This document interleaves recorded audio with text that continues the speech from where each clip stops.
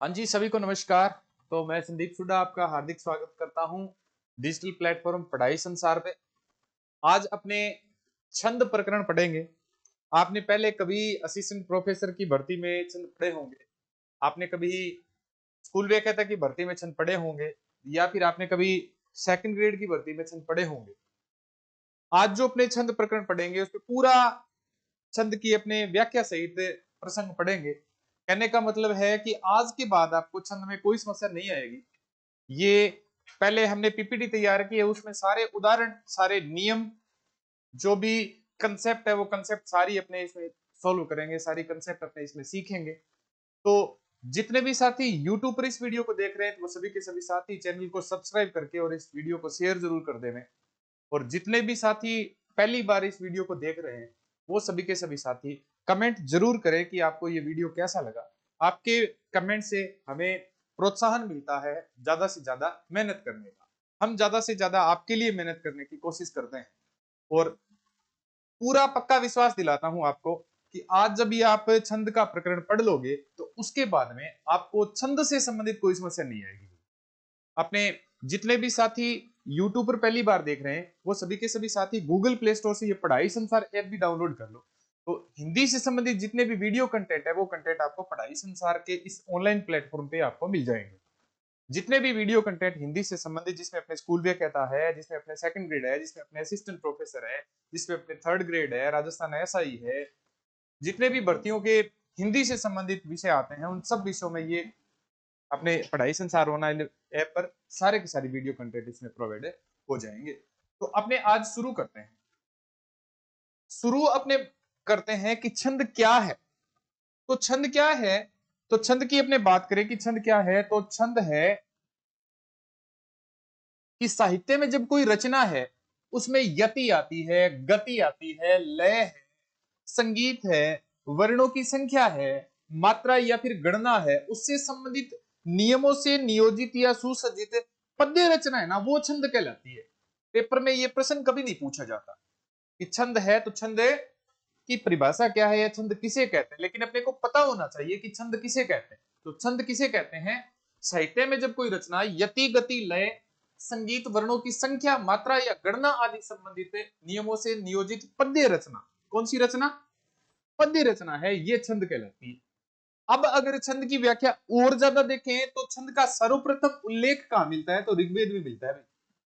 छंद का सर्वप्रथम उल्लेख कहां मिलता है? तो छंद का सर्वप्रथम उल्लेख ऋग्वेद में मिलता है। आचार्य पिंगल द्वारा रचित जो छंद शास्त्र है, इसे छंद शास्त्र, ये जो छंद शास्त्र ग्रंथ है, इसे आदि ग्रंथ माना गया है। आदि ग्रंथ कहने का मतलब है कि सबसे पहले छंद की व्याख्या अगर किसी आचार्य ने की, तो वो आचार्य पिंगल है। अब आपको मैं विश्वास दिलाऊं कि आपके पेपर में जितने भी प्रश्न आएंगे, चाहे वो असिस्टेंट प्रोफेसर हो, चाहे वो स्कूल व्याख्याता हो, चाहे वो सेकंड ग्रेड हो, चाहे वो नेट स्लेट का या फिर जेआरएफ का पेपर हो, हिंदी में छंद से संबंधित कोई भी प्रश्न पूछा जाएगा। अपने जो नियम पढ़ेंगे, अपने जो कंसेप्ट सीखेंगे, उससे आपका एक प्रश्न भी गलत नहीं होगा। कहने का मतलब है 100%। मैं आपको ये बात इस वजह से बता रहा हूं क्योंकि छंद के प्रश्न होते हैं वो पेटेंट प्रश्न होते हैं। पेटेंट का मतलब होता है छंद के जितने भी प्रश्न आते हैं उतने उतने आपको सही होने चाहिए। अगर आप छंद के प्रश्न भी गलत कर रहे हो ना, तो चयन प्रक्रिया से वैसे ही बाहर हो जाते हो, क्योंकि छंद के प्रश्न जिनका चयन होता है वो सारे के सारे प्रश्न सही करके आते हैं छंद के। तो इस वजह से इस वीडियो को भी ढंग से देख लेना। इसमें जो भी कंसेप्ट है, वो कंसेप्ट के आप स्क्रीनशॉट ले सकते हैं। अगर आप स्क्रीनशॉट नहीं ले पाए तो आप उनको रजिस्टर में जरूर उतार लेना, या फिर आप जो भी नियम देख रखे हैं, आपने नोट्स बना रखे हैं, नोट्स में भी इन छंद के नियमों को ऐड कर लेना। भाई मैं बताऊंगा आपको कि छंद पहचाने कैसे जाते हैं। समस्या वहां आती है कि उदाहरण आया, उदाहरण को कैसे छांटे। अब 12 नियम, 12 जैसे छंद है, 13 छंद है, तो 13 छंदों को याद करें तो उनका जो नियम वाइज याद करना पड़ेगा उनको। तो वो अपने आज सारी कंसेप्ट यहां सीखेंगे। अपने सिलेबस में कौन से लग रहे हैं आपको बताऊं कि अपने सिलेबस में जो छंद लग रहे हैं ना, वो छंद असिस्टेंट प्रोफेसर में, अपने वो स्कूल लेक्चरर में, अपने वो सेकंड ग्रेड में, ये इतने छंद लग रहे हैं। ये कौन सा बता रहा हूं? ये नवीनतम पाठ्यक्रम बता रहा हूं मैं आपको। जो नया पाठ्यक्रम है, उस नए पाठ्यक्रम के अनुसार, नवीनतम जो पाठ्यक्रम अभी जारी हुआ है, उस पाठ्यक्रम के अनुसार कौन कौन से छंद लग रहे हैं।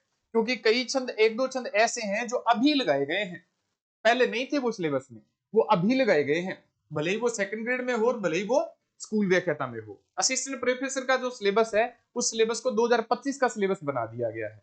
अब भी अगर आप डाउनलोड करोगे ना असिस्टेंट प्रोफेसर का सिलेबस, तो उसमें 2025 लिखा हुआ है, अर्थात वो वर्तमान के लिए ही है। तो अपने बात करें कि छंद कौन कौन से छंद लग रहे हैं, तो कौन कौन से लग रहे हैं, तो एक तो दोहा छंद लग रहा है, एक सोरठा छंद लग रहा है, एक चौपाई लग रहा है, एक हरिगीतिका लग रहा है, गीतिका छंद लग रहा है, उल्लाला लग रहा है, ये छपै छंद लग रहा है, और कुंडलिया छंद लग रहा है। ये इतने छंद है, ये तो मात्रिक छंद है। मात्रिक कहने का मतलब होता है कि इनमें मात्राओं की गणना होती है। मात्रा 1 2 3 4 5 2 7 1 8 2 10 2 12 2 14 2 16 1 17 1 18 2 20, ऐसे इनकी मात्राएं गिननी पड़ेगी भाई। मात्राएं अभी अपने नियम पढ़ेंगे, लेकिन अपने को पता होना चाहिए कि कौन से मात्रिक या वार्णिक छंद है। तो ये पेपर में सीधा सीधा एक प्रश्न तो यहीं से पूछा जाता है, निम्नांकित में से मात्रिक छंद नहीं है, या निम्नांकित में से वर्णिक छंद नहीं है, या निम्नांकित में से वर्णिक छंद छांटिए। तो मात्रिक और वार्णिक दोनों अलग अलग बताए गए। तो देखो, दोहा, सोरठा, चौपाई, हरिगीतिका, गीतिका, उल्लाला, छपे और कुंडलिया, ये छंद है, ये सारे के सारे मात्रिक छंद है भाई, ये सारे के सारे मात्रिक छंद है। और ये जो वार्णिक छंद है, ये वर्णिक छंद है, इनमें देखें तो द्रुत विलंबित छंद है, मनहरण कवित है। अब देखो, ये मनहरण कवित विशेष तौर से मैंने इस वजह से डाला हुआ है क्योंकि असिस्टेंट प्रोफेसर के सिलेबस में तो ये कवित छंद लग रहा है, और सेकंड ग्रेड और स्कूल लेक्चरर के पेपर में ये मनहरण कवित ऑप्शन में है। तो मैं यहां तो मनहरण कवित बता रहा हूं मैं आपको, वर्णिक छंद, तो आपको कवित छंद के तीनों वेदी करवा दूंगा मैं आपको, ठीक है ना। मनहरण कवित, रूप घनाक्षरी कवित, देव घनाक्षरी कवित, तो वो तीनों ही करवा दूंगा आपको। मत गयंद सवैया, ये मत गयंद सवैया ना, ये सेकंड ग्रेड और स्कूल वे खत्म में लग रहे हैं।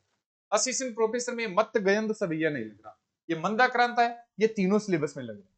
ये असिस्टेंट प्रोफेसर में भी लग रहे हैं, ये स्कूल वे खत्म में लग रहे हैं, और ये सेकंड ग्रेड में भी लग रहे हैं। तो अपने तीनों के अकॉर्डिंग ये वीडियो है, ये बहुत महत्वपूर्ण वीडियो है, नवीनतम पाठ्यक्रम के अनुसार है। अब अपने बात करते हैं, ये जो सम छंद कौन से होते हैं, अर्ध सम कौन से होते हैं, और विषम छंद कौन से होते हैं, मैं आपको बताऊं। अब आपको विश्वास नहीं होगा कि सर ऐसे भी हो सकता है क्या।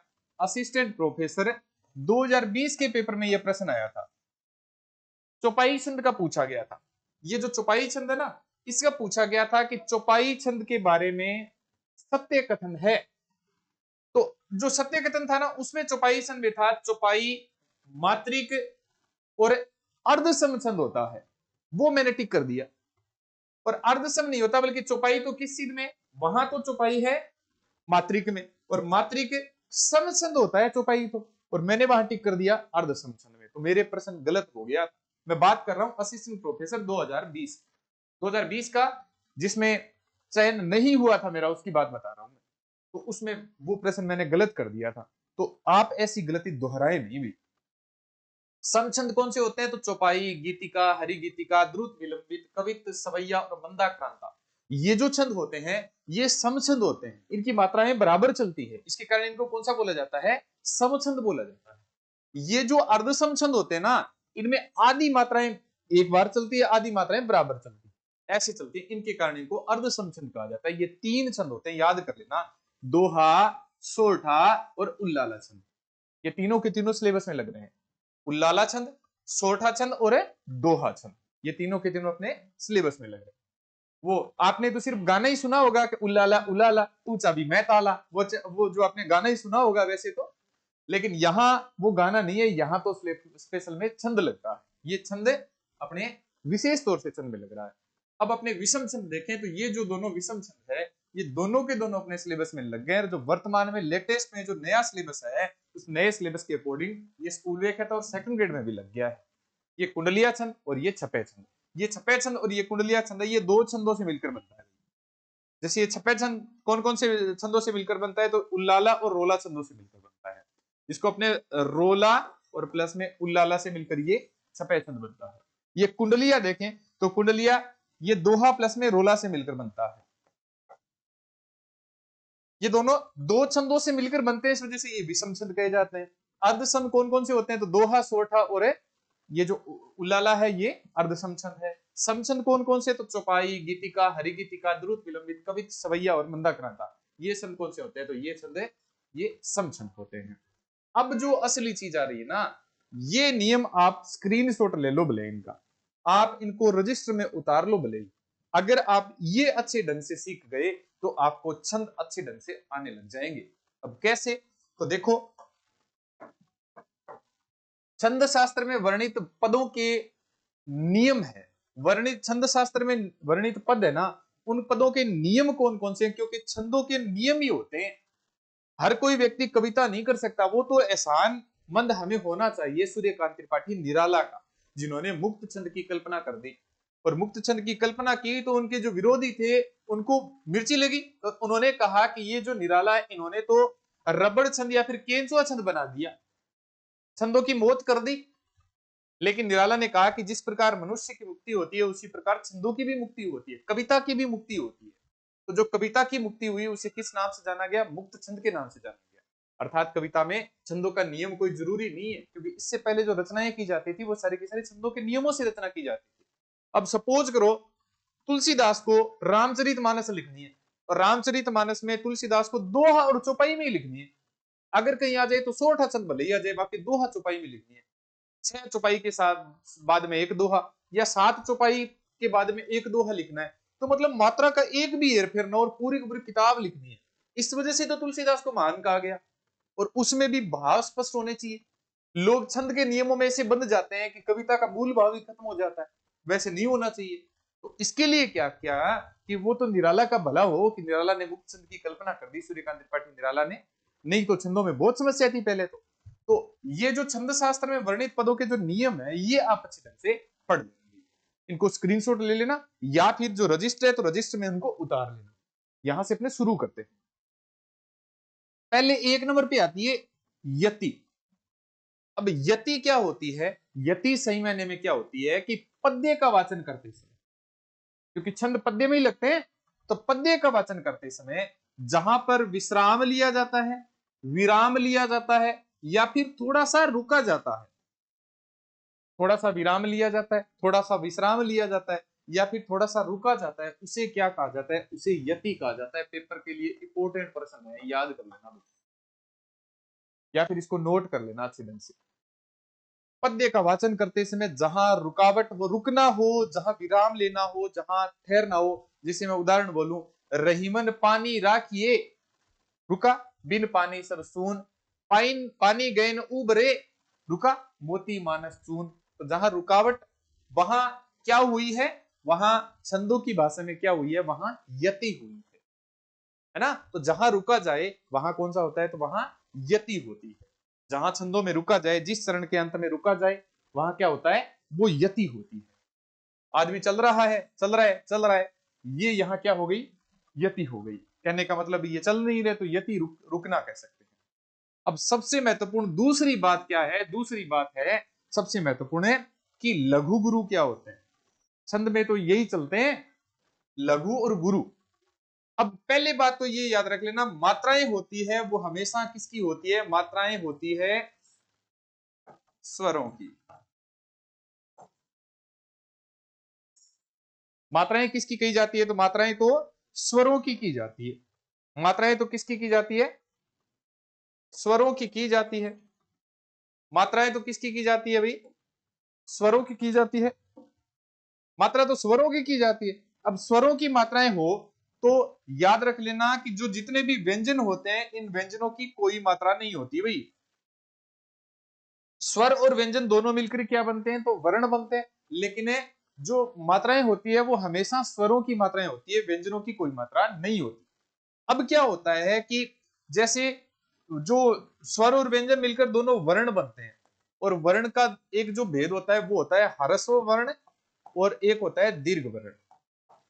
ये जो ह्रस्व वर्ण है ना, ए, छोटी ई, छोटा उ और री, ये जो 4 वर्ण है इनकी मात्रा एक होगी, इनको लघु कहा जाता है। और इनकी मात्रा देखो कैसी होती है, इनकी मात्रा चिन्ह को एक गिना जाएगा। ठीक है ना। स्वरों को क्या कहा जाता है? जो लघु स्वर है ना, ह्रस्व स्वर है, ए, छोटी ई, छोटा उ और री, इनको एक मात्रा के तहत गिना जाता है। और इनका जो मात्रा चिन्ह होता है वो एक होता है। दूसरा होता है दीर्घ, ठीक है ना, जिसको गुरु बोला जाता है। ये जो दीर्घ है ना, ये गुरु है। जैसे ए तो स्वर हो गया, ये तो हरस्व हो गया, तो बड़ी ई, बड़ा ऊ, ए आई ओ औ, ये चारों के चारों। ऐसे मत सोच लेना कि आई और औ तो दीर्घ है और ए और ओ है ये हरस्व है। हरस्व नहीं है, ये भी दीर्घ है। ए और ओ भी दीर्घ है। क्यों है? क्योंकि ये ए के बाद में छोटी ई या बड़ी ई लगने से ये ए बना है, छोटा ऊ बड़ा ऊ लगने से ओ बना, तो ये भी दीर्घ है। तो इनको क्या कहा जाता है? गुरु कहा जाता है। हरस्व किसको कहा जाएगा? ए, छोटी ई, छोटा ऊ और री, इन चारों को हरस्व कहा जाता है। और हरस्व को क्या कहा जाएगा? लघु कहा जाएगा। और मात्रा कितनी आ जाएगी? तो मात्रा एक आ जाएगी। जो दीर्घ है अर्थात बाकी सारे के सारे स्वर बच गए, क्योंकि व्यंजनों की तो कोई मात्रा होती ही नहीं। तो बड़ी ई, बड़ा ऊ, ए आई ओ औ है, इनकी कितनी मात्रा होती है? इनकी दो मात्राएं होती है। और इन स्वरों को क्या कहा जाता है? इनको गुरु कहा जाता है। और इनकी मात्रा कितनी होती है? याद रख लेना, मात्रा इनकी दो होती है भाई। इनकी मात्रा कितनी होती है? मात्रा इनकी दो होती है। इनकी मात्रा दो होगी। बड़ी ई, बड़ा ऊ, ए आई ओ औ की दो मात्राएं, ए छोटी ई, छोटा ऊ और री की एक मात्रा होती है। हरस्व को लघु स्वर बोला जाता है और बड़ी ई, बड़ा ऊ, ए आई ओ औ को दीर्घ स्वर बोला जाता है, जिनको गुरु बोला जाएगा। ठीक है ना? क्या बोला जाएगा? जिनको गुरु बोला जाएगा। अपने साथ में क्या है कि दीपक है, और दीपक क्या है कि पूरे मैनेज करता है, वो दीपक ही करता है। दीपक साथ साथ में संभालता है। चलो, अपने एक नंबर पे तो आपने पढ़ लिया यति का, दो नंबर पे पढ़ लिया आपने लघु और गुरु का। तीन नंबर पर है गण। ये सबसे इंपॉर्टेंट बात है, क्योंकि अपने वार्णिक छंद पढ़ेंगे, भले ही मंदाक्रांता पढ़ेंगे, भले ही सवैया छंद पढ़ेंगे, भले ही कवित्त छंद पढ़ेंगे, या फिर देखा जाए तो भले ही अपने द्रुत विलंबित छंद पढ़ेंगे, तो इन छंदों में क्या होगा कि गण पूछे जाएंगे। आपने भाषा में बोला नहीं कि अरे बिंग तो किस्मत खराब है, बिंग तो गण खराब है। वो गण को नहीं, बिंग गण को मतलब है भाग्य। और उज को गण पढ़ना नहीं, वो गण के वह वो गण एक मात्रा को नियम है। तो तीन वर्णों के समूह को गण कहते हैं। अर्थात कोई भी शब्द है, उस शब्द में तीन वर्ण एक साथ आ रहे हैं। तीन वर्ण कौन कौन से? मतलब तीन स्वर साथ साथ में आ रहे हैं, उनको क्या बोला जाएगा? एक गण बोला जाएगा। दो शब्द अगर कहीं आ रहे हैं तो उसको गण नहीं बोला जाएगा। क्यों नहीं बोला जाएगा? क्योंकि तीन वर्णों के समूह को गण कहा जाता है। क्या कहा जाता है? तीन वर्णों के समूह को गण कहा जाता है। और गण कितने प्रकार के होते हैं? गण 8 प्रकार के होते हैं। ठीक है? गण कितने प्रकार के होते हैं? तो गण 8 प्रकार के होते हैं। गण कितने प्रकार के होते हैं? गण 8 प्रकार के होते हैं। कौन कौन से होते हैं? तो ये माता राजबान सलगा आपने बहुत बार पढ़ा होगा, बचपन से भी पढ़ते आए होंगे, 10वीं क्लास, 11वीं क्लास, 12वीं क्लास, जब भी पढ़ा होगा आपने। तो गण कितने प्रकार के होते हैं? तो गण 8 प्रकार के होते हैं। कौन कौन से होते हैं? ये माता राज भाने सैलेगा, ये माता राजबान सलगा आपने पढ़ा होगा। तो देखो, ये माता राजवंशल का है, ये तो मैंने ज्यादा बता दिए। अब आप तो ऐसे कहोगे कि सर गण अभी तो आपने बताए हैं 8 प्रकार के, और ये तो आपने बता दिए 1 2 3 4 5 6 7 8 9 10 बता दिए। ये तो 10 गण थोड़ी होते हैं। मैंने इस वजह से बताया है क्योंकि गण कितने होते हैं? गण तीन वर्णों के समूह होते हैं। यहां तक तीन वर्ण आते हैं। ये देखो, ये दो ही वर्ण है और ये तो एक ही वर्ण रह गया। तो इस वजह से ये लास्ट दो वाले ये गण नहीं होते। इनको अपने निशान इस वजह से याद दिया है कि ये ल से लघु और ग से गुरु, तो अंत में लघु और गुरु आता है। अब अभी आपको बताया है कि गण कितने प्रकार के होते हैं, तो गण तो 8 प्रकार के होते हैं। आपको यह भी बताया है कि तीन वर्णों के समूह को गण कहते हैं। अब कोई भी शब्द है उसमें कितने गण होंगे? कौन सा ऐसा शब्द है जिसमें गण होंगे? तो जहां तीन वर्ण होंगे ना, तीन शब्द एक साथ होंगे, उसको गण बोलेंगे। ये माता राजवंशल का अभी आपको बताया कि ए, छोटी ई, छोटा ऊ और री है, इनको तो एक माना जाएगा। और बड़ी ई, बड़ा ऊ, ए आई ओ औ, इनको गुरु माना जाएगा। तो इनमें देखो कौन कौन सा लघु है और कौन कौन सा गुरु है। तो देखो, ये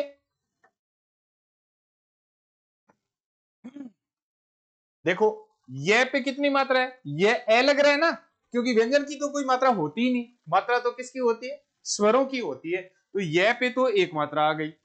माँ पे आ रहा है तो दो मात्रा आ गई।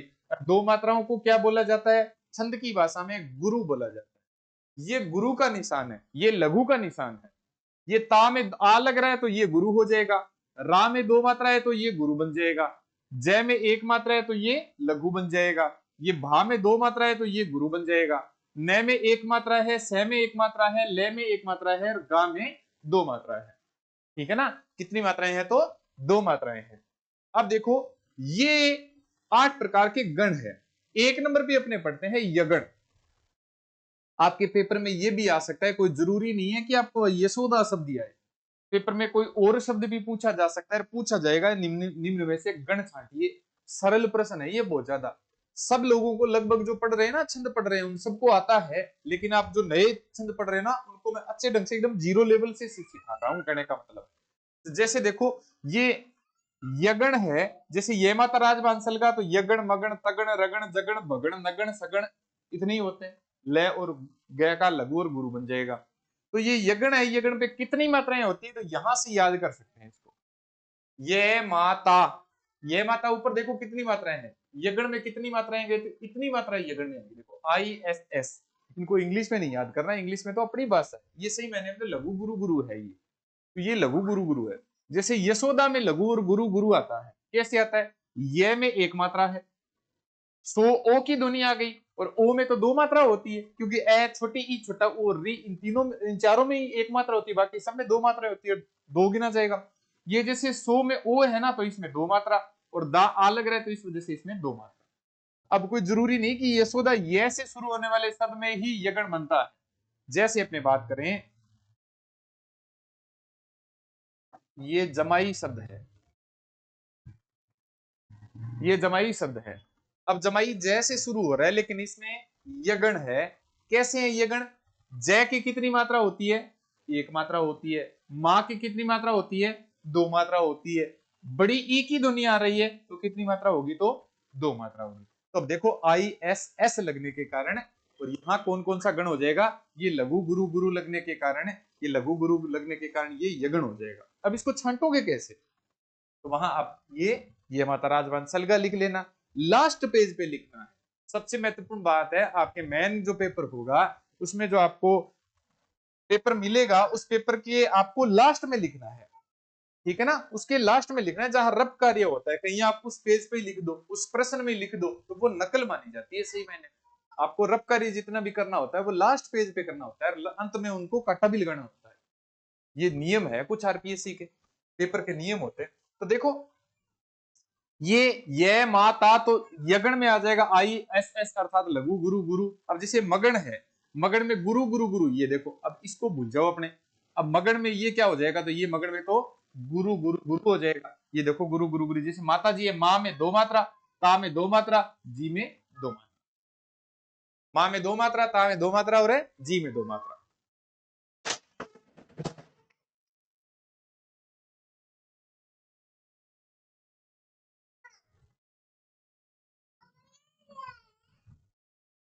तो मगध में जैसे दो मात्रा दो मात्रा दो मात्रा, ये कितनी हो जाएगी, तो ये छह मात्रा। अगर इनकी कुल संख्या भी पूछी जाए, कुल कितनी मात्राएं हैं, तो देखो यहाँ क्योंकि छंद में नियम ही तो पूछे जाते हैं, मात्राएं गिनी जाएगी आगे। तो ये एक दो और दो कितनी हो गई, ये तो पांच हो गई, और ये कितनी हो गई, दो और दो चार और दो छह हो गई ये मात्रा। ये भी याद रख लेना, क्योंकि इन मात्राओं के हिसाब से छंदों की गणना होगी आगे। आगे जो गणना होगी वो किस हिसाब से होगी, आगे मात्राओं के हिसाब से गणना होगी। जैसे ये तगण है, अब इसको हटा दो एक, जैसे अब ये तगण में क्या होगा, तो गुरु गुरु लघु, ये देखो गुरु गुरु लघु। जैसे ये तालाब शब्द है, ये तो मैंने इस हिसाब से लिख रखे हैं क्योंकि ये गण भी याद हो जाए और साथ साथ में ये शब्द भी याद हो जाए। जैसे देखो ये तालाब है, तो ता में दो मात्रा, ला में दो मात्रा, बै में एक मात्रा। कुल कितनी मात्राएं, तो दो और दो चार और एक पांच मात्रा हो गई। जैसे ये रगण है, अब जैसे ये रगण देखो, रा जय भा, क्योंकि तीन वर्णों के समूह को गण बोला जाता है, तो रा जय भा, तो अर्थात SIS अर्थात गुरु लघु और गुरु है ये, तो गुरु लघु और गुरु है। जैसे रा में दो मात्रा, मैं में एक मात्रा और जी में दो मात्रा, तो इस वजह से ये गुरु लघु गुरु बन जाएगा। तो गुरु लघु गुरु बनने के कारण इसमें कितनी मात्राएं होती है, तो इसमें भी देख लो कितनी मात्राएं, तो पांच मात्राएं है ना, दो और एक तीन और दो पांच मात्राएं हो जाएगी। और इसका जो गण कौन सा हो जाएगा, गुरु लघु गुरु हो जाएगा। जैसे ये जगण है, अब ये जो जगण है ना, तो जगण में देखो हाँ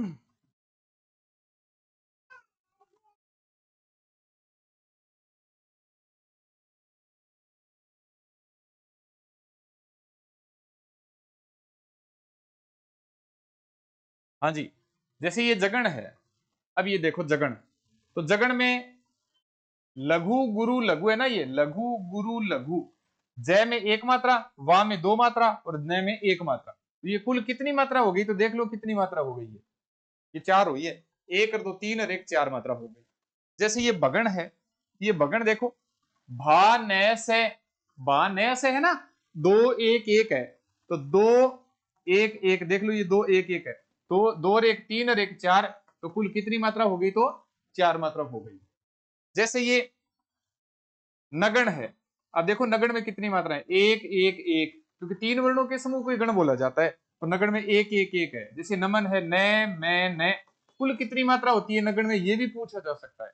नगण में कुल कितनी मात्रा होती है, तीन ही मात्रा होती है। अंत में है सगण। अब सगण में देखो लघु लघु गुरु, ये देखो लघु लघु गुरु, ये लग रहा है ना, सगण में लघु लघु गुरु लग रहा है। ये जैसे ये लघु लघु गुरु लग रहा है, जैसे ये सलमा शब्द है, स में एक मात्रा, ल में एक मात्रा और मा में दो मात्रा होगी, और कुल कितनी मात्राएं होती है, तो कुल चार मात्रा होती है। अब ये अंत में क्या है, अब जैसे स तक ही गण होते हैं, या आठ ही गण होते हैं, याद कर लेना। इनको तरीका है ये माता रा जय भा न से ले गा, ये जो तरीका है। इसके अलावा इनकी जो मात्राएं हैं, ये इनकी मात्राएं होती है। अब इसके अलावा देखें तो ये जो अंत में ल गा क्या आ रहा है, तो ये ल से लघु है और गा से गुरु है, इनका निशान लगा के वहां याद कर लेना। अब आपको और याद करवाऊं, तो जैसे कुछ शब्द आपको बताता हूं कि वो जो शब्द है उस हिसाब से अपनी इनकी मात्राएं गिनिए। जैसे ये सुरेश शब्द है, जैसे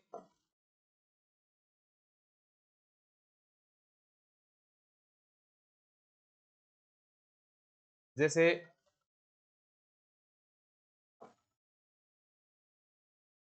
नईम शब्द है, ये नईम भी वैसे वैसे बन रहा है। जैसे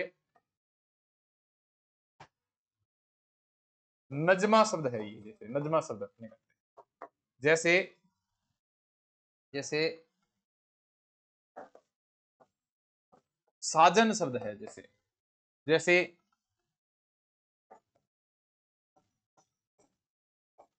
सारिका शब्द है, जैसे जैसे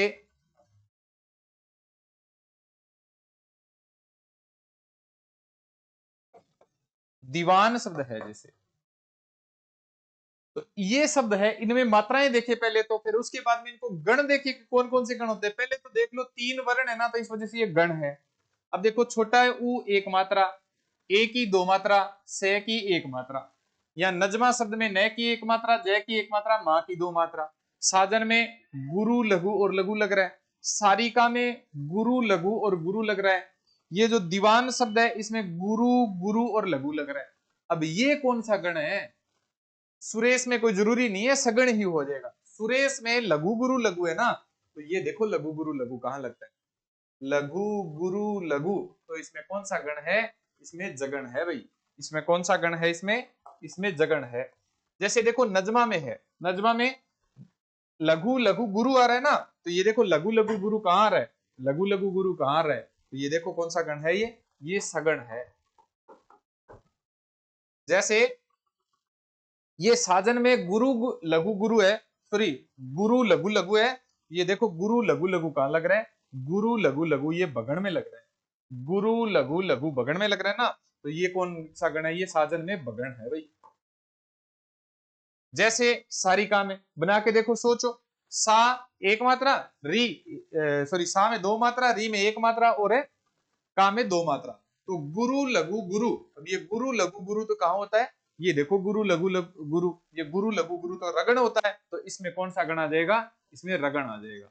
जैसे ये देखो दीवान शब्द है, गुरु गुरु लघु, तो ये देखो गुरु गुरु लघु कहां आ रहा है, ये गुरु गुरु लघु आ रहा है, तो इसमें कौन सा गण है, इसमें तगण आ जाएगा। उम्मीद है आपको ये चीजें तो समझ में आ गई होगी, गण की ये चीजें तो आपको गण की तो समझ में आ गई होगी अच्छी तरह से। फिर भी अगर आपको कोई चीजें समझ में ना आए, तो अपना नाम, लगभग सबका नाम तीन अक्षरों में होता है। जैसे मेरे पास मेरा मित्र बैठा है, उसका नाम दीपक है। हाँ भी बच्चों, बताओ इस दीपक में कौन कौन सी मात्राएं लगाऊं। अब आप ऐसे सोचोगे कि मात्राएं कौन सी लगाएं, तो बड़ी ई की ध्वनि आ रही है और बड़ी ई की दो मात्रा होती है, तो ये मैंने दो मात्रा लगा दी। उसके बाद में पै में ए की ध्वनि आ रही है, तो ये मैंने एक मात्रा लगा दी। उसके बाद में कै में ए की ध्वनि आ रही है, फिर मैंने एक मात्रा लगा दी। तो ये कौन सा बन रहा है, गुरु लघु और लघु बन रहा है। अब देखो गुरु लघु लघु कहां बन रहा है, गुरु लघु लघु देख लो, गुरु लघु लघु, ये रहा गुरु लघु लघु। तो इसमें कौन सा गण आ जाएगा, इसमें कौन सा गण आ जाएगा, ये देखो गुरु लघु लघु, ये गुरु लघु लघु होने के कारण इसमें, गुरु लघु लघु होने के कारण इसमें बगण है भाई। इसमें कौन सा आ जाएगा, इसमें बगण आ जाएगा।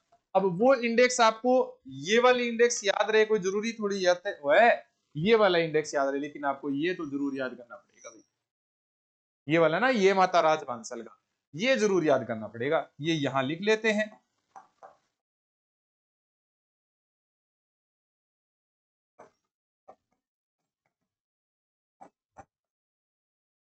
हाँ जी, अब बता सकते हैं इसमें कौन सा गण है। देखो भा ने से, तो देख लो कौन सा गण है, कौन सा गण है इसमें, इसमें भा से शुरू हो रहा है, इस वजह से कौन सा गण हो जाएगा इसमें, तो इसमें भगण हो जाएगा भाई।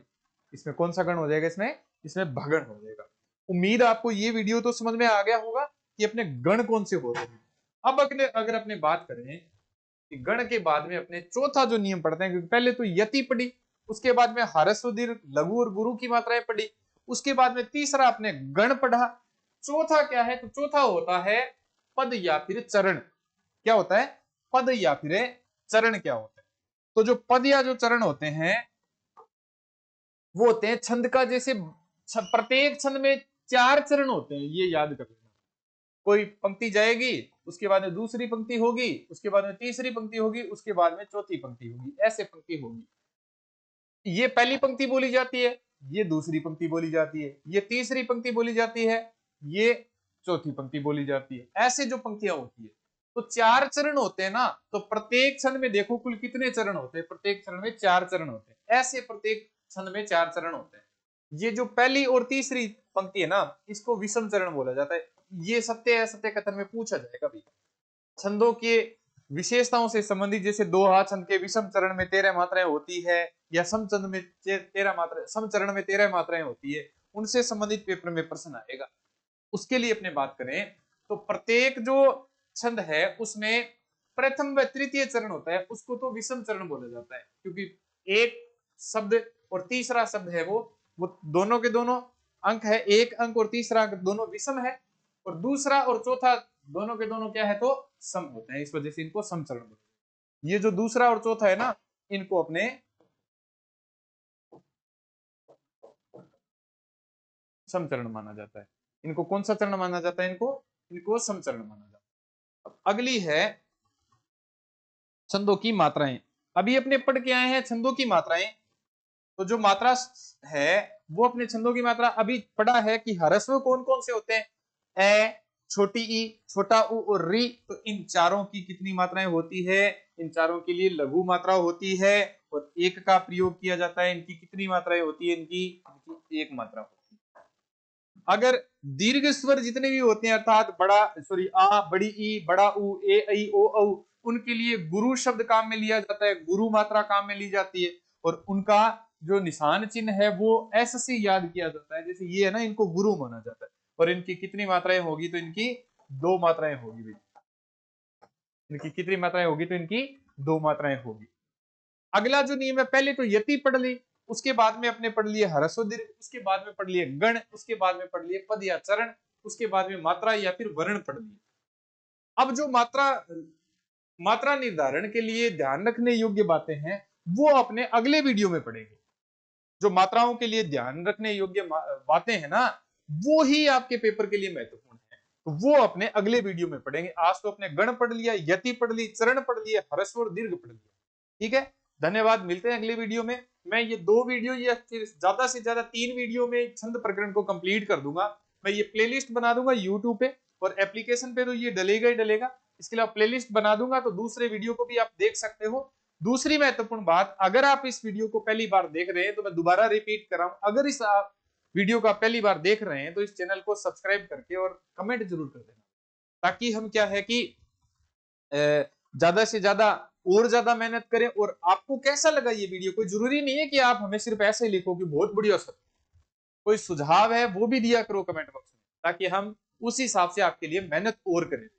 कोई जरूरी नहीं है कि आप सिर्फ इतना ही लिखो, नाइस सर, गुड सर, बढ़िया सर, ऐसे कोई जरूरी नहीं है। आप इसमें और ज्यादा कोई सुझाव है, कोई समस्या का समाधान है तो वो भी आप कर सकते हो। कोई समस्या आपके जीवन में पढ़ाई से संबंधित आ रही है तो वो भी आप कमेंट करोगे तो वो भी हम उसका सोल्यूशन कर देंगे, क्योंकि मैं और हमारी जो पूरी टीम है वो पूरी टीम आपके लिए 24 घंटे काम करती है। जैसे मैं हम वीडियो यूट्यूब पे तो डेली एक वीडियो अपलोड करते हैं, जो एप्लीकेशन है उस पर डेली क्लासेस चलती है सारे दिन। और इसके अलावा हम जो ऑफलाइन मार्गदर्शन भी करते हैं बच्चों का। तो ऑफलाइन मार्गदर्शन कहने का मतलब है हम हमारी एक पूरी टीम है और पूरी टीम वर्क के तहत हम काम करते हैं। पिछले 15 सालों से काम कर रहे हैं, कोई आज नहीं कर रहे, हम जो काम कर रहे 15 सालों से काम कर रहे हैं। 15 सालों से हमारी पूरी टीम लगी रहती है और सैकड़ों जो विद्यार्थी है, सैकड़ों विद्यार्थी अपने मंजिल को प्राप्त हो चुके हैं। उम्मीद है आप भी अपने सपने हैं वो जरूर पूरे करेंगे, जरूर पूरे करेंगे। और आपके इस सपने पूरे होने की कड़ी में हम, जैसे आपको उदाहरण रूप में बताऊं तो राम जी जिस प्रकार पुल बना रहे थे अयोध्या में, सॉरी वहां लंका में जहां समुद्र के ऊपर पुल बना रहे थे, जो गिलहरी थोड़े थोड़े से छोटे पत्थर ला रही थी, तो हम उस गिलहरी के समान आपके लिए कुछ न कुछ तो काम आए, इसी आशा के तहत हम यहाँ वीडियो आप तक पहुंचा रहे हैं। धन्यवाद, मिलते हैं अगले वीडियो में। और अगले वीडियो में और ज्यादा आपको अच्छे ढंग से ये कंसेप्ट क्लियर है और ज्यादा करवा दूं, इससे आगे वाला पार्ट है वो अपने अगले वीडियो में पढ़ेंगे। धन्यवाद।